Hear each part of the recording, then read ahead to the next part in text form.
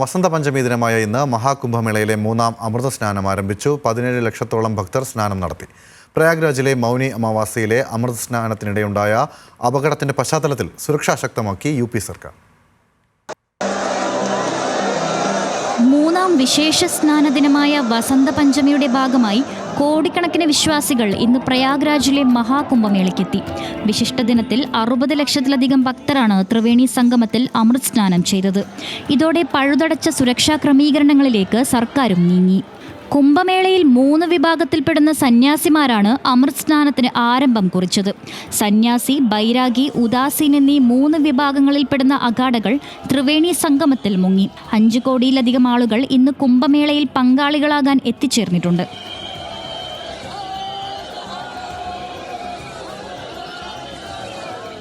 Triveni സംഗമത്തിലെ തിരക്കൊഴിവാക്കാൻ zero error പ്ലാനുമായി സുരക്ഷാ സന്നാഹം സജ്ജമായിട്ടുണ്ട്. തീർത്ഥാടകരുടെ സുരക്ഷ ഉറപ്പാക്കാൻ മഹാകുംഭിലെ കൺട്രോൾ സെന്ററിൽ 2 മുതിർന്ന IAS ഉദ്യോഗസ്ഥരുടെ നേതൃത്വത്തിൽ പ്രത്യേക നിരീക്ഷണവും ഒരുങ്ങി.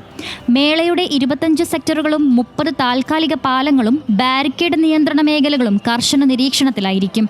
അനിഷ്ട സംഭവങ്ങൾ ഒഴിവാക്കാനായി മെഡിക്കൽ സംവിധാനങ്ങളും അതീവ ജാഗ്രതയിലാണ് പ്രയാഗ്രാജിൽ ക്രമീകരിച്ചിട്ടുള്ളത്.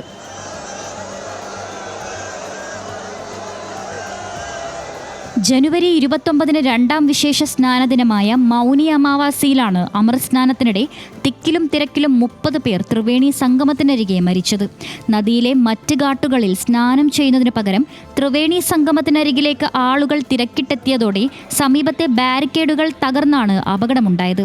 സുരക്ഷാ ക്രമീകരണങ്ങളിലെ വീഴ്ചയാണ് ദുരന്തമുണ്ടാക്കിയതെന്ന് മരിച്ചവരുടെ കുടുംബാംഗങ്ങൾ ആരോപിച്ചു. സംഭവത്തെക്കുറിച്ച് 3 അംഗ ജുഡീഷ്യൽ പാനൽ അന്വേഷിക്കുമെന്ന് മുഖ്യമന്ത്രി യോഗി ആദിത്യനാഥ് വ്യക്തമാക്കിയിരുന്നു. ഫെബ്രുവരി 22-നാണ് അടുത്ത പുണ്യസ്നാനം നടക്കുന്നത്.